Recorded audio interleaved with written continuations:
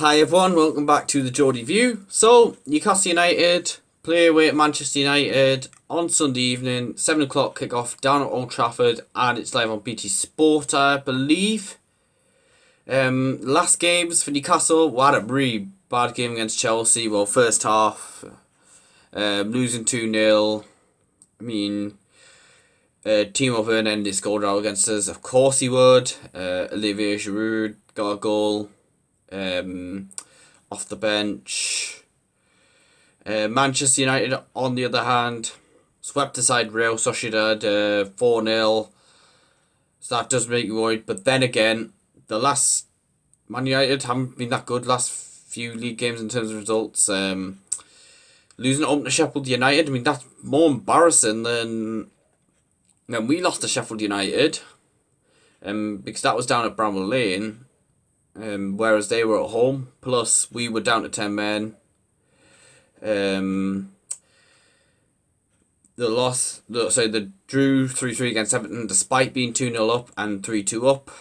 And they drew against West Brom last weekend. And West Brom at home have been an absolute shambles.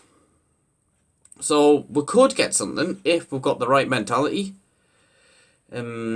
Like we're seeing against Everton.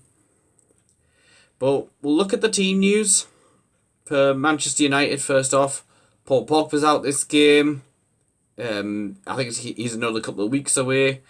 Phil Jones is out. Not that it will make much of a difference to Man United because he's absolutely terrible. If anything, I'd be pretty happy if I saw Phil Jones on the team sheet, but that won't happen. Edison Cavani is 50%, so is Donny van de Beek and Scott McTominay for Newcastle. Wilson and Chair obviously still out, Manquillo still out, but Steve Bruce said Manquillo could be back in a few weeks' time against Aston Villa, which would be pretty good for us because, we shouldn't have sold Yedlin without a replacement, and Kraft, I'll come on to, absolutely hopeless against Chelsea. Fernandez, who celebrated his birthday on Sunday, is 50-50, but I wouldn't start him. Jeff Hendrick's back, but will that really make a positive difference? You've surely got to... You can't bring him straight back in. Obviously he's not a good footballer, so he shouldn't be anywhere near the side. But after what he did against Southampton... that should surely be some motivation for Steve Bruce to drop him.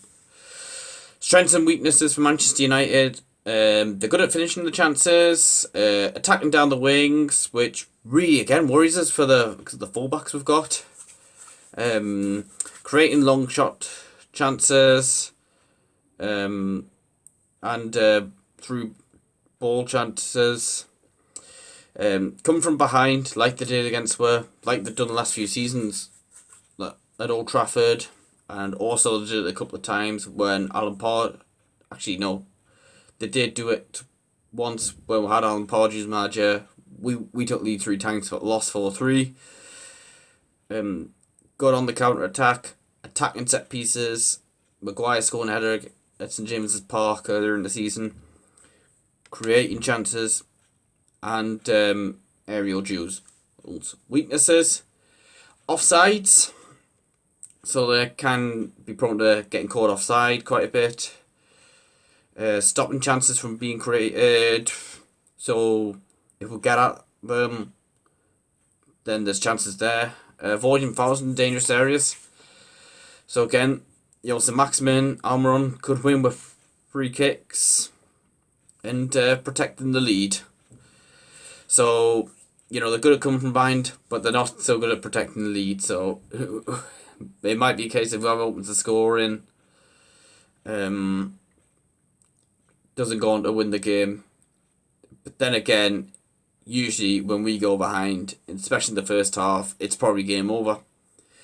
The style, like to play short passes, through balls, they have long shots, possession football. They do like to control the game in the opposition half. and attack down the left-hand side. So again, I'm very worried about Emil Kraft in this game. Players to watch out for Manchester United. Bruno Fernandes, don't think I need to say much about him. He's really changed the mood at Old Trafford since he came in from Sporting Lisbon last year. Marcus Rashford, very good player this season, and scored the last few seasons against Edison Cavani. It's been decent from PSG. Donny van de Beek, but if he plays, but let's be honest, I mean, he is a good player, but I don't get why he's not playing so much. But yeah, if he plays, he's one to really watch out for. Scott McTominay, another decent player. But then again, Cavani, Van de Beek and McTominay might not be playing. And they've also got Wan-Bissaka, who is good getting forward from right back. And of course scored against us at St James's Park right after I sold him on FPL. So we'll get into my predicted 11 now. So starting off in goal, I'm going to bring back Martin Dubravka. Darlow has looked a bit shaky lately. Has he just felt the pressure of Dubravka being back and potentially taking his place? At right back, I'll give Emil Kraft another chance, but he needs to step up. Otherwise, I have to look at playing Isaac Hayden at right back until Mankio comes back. Centre back, I know we've given him a lot of stick lately, but I'm going to go with Jamal Lascelles. I just think we do really need to see a performance from him. And apparently he wasn't happy with the player, with how we played on Monday night. I've seen a report in the Chronicle about it. And alongside him, it's obviously Kieran Clark. And left back, I'm going to go with Paul Dummett because Jamal Lewis was terrible against Chelsea. Then again, you could argue, give Lewis another chance and play Paul Dummett at centre back alongside Kieran Clark. The two centre midfielders, I'm going to go with Isaac Hayden and alongside him, Joe Willock. Willock was, for me, our best player on Monday night.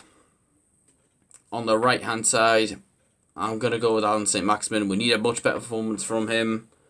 The one that we've seen against Southampton, because against Chelsea, he didn't look at on it. In the number 10 role, I'm going to go with Miggy Almiron. On the left hand side, I'm going to go with Ryan Fraser. I'd just like to see him start. I'd like to see him and ASM play together along with Almiron and eventually Callum Wilson when he gets back to fitness.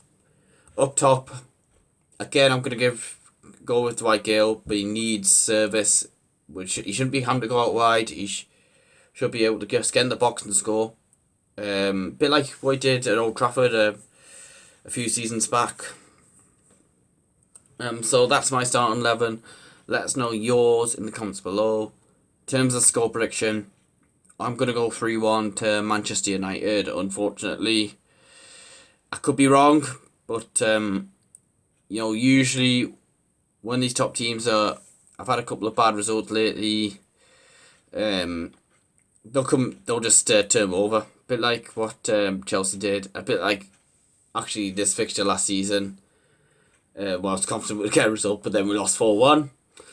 Anyway, don't forget to hit like video, subscribe to my channel, check out my social media pages in the description below. Thanks for watching, and I'll see you later.